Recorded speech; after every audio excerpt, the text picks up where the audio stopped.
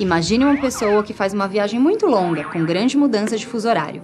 Os horários de comer e dormir serão drasticamente alterados e alguns sintomas como insônia, falta de atenção, irritabilidade e mesmo mudança de hábitos intestinais podem surgir.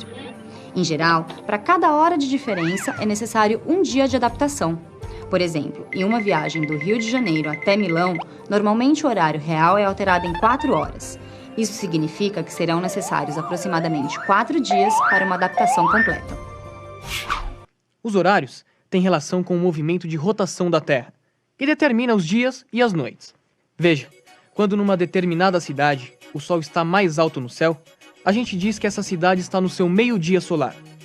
As cidades que estão localizadas no mesmo meridiano têm todas o meio-dia solar ao mesmo tempo. Isso significa também que elas têm o que a gente chama de mesma hora verdadeira ao longo de todo o dia. Já as cidades que estão em meridianos diferentes têm diferentes horas verdadeiras. Bom, mas se para cada meridiano a gente fosse ter uma hora diferente, ia ser uma baita confusão de horários. Você pensou muito bem. O movimento de rotação leva 24 horas e a Terra gira 360 graus ao longo desse período. Os fusos horários, que definem a hora oficial de cada região, foram estabelecidos a partir de 24 gomos delimitados por 2 meridianos com 15 graus de diferença um do outro. Veja, dentro de cada uma dessas 24 regiões, pode haver horas verdadeiras diferentes, já que a gente tem localidades em meridianos distintos. Além disso, a hora oficial, ou hora do relógio, não respeita exatamente os gomos dados pelos meridianos. Quer dizer, ela sofre alterações determinadas por cada país.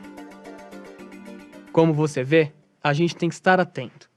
A hora oficial não coincide exatamente com a hora verdadeira. Por exemplo, o meio-dia solar nem sempre acontece ao meio-dia, quer dizer, às 12 horas. Certo, mas antes da gente continuar, será que você poderia me explicar por que na maioria das vezes eu vejo fusos horários representados em figuras como essa, e não no globo terrestre como você me mostrou?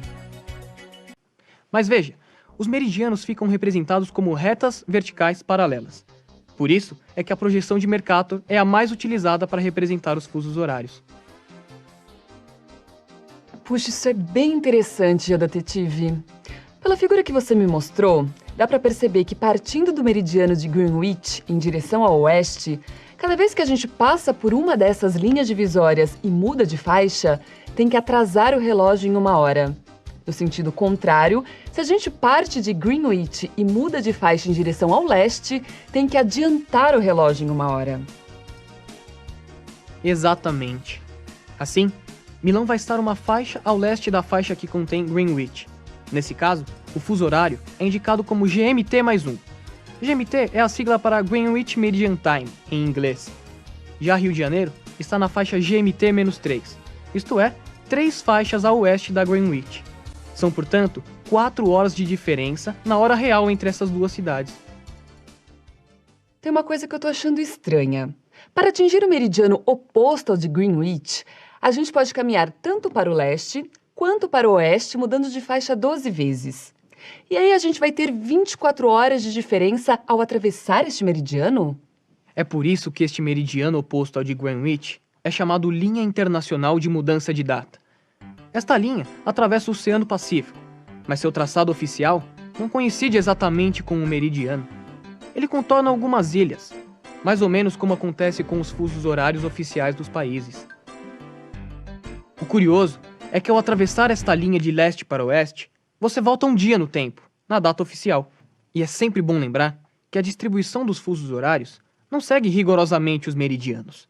Como eu já disse, os fusos dependem das fronteiras dos países e também de questões políticas.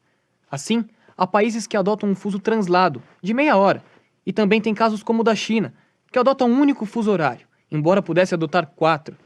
No Brasil, são adotados atualmente 3 fusos horários, e a divisão oficial desses fusos é pautada pelos limites territoriais dos estados, de modo que também não coincide com os meridianos defasados de 15 graus.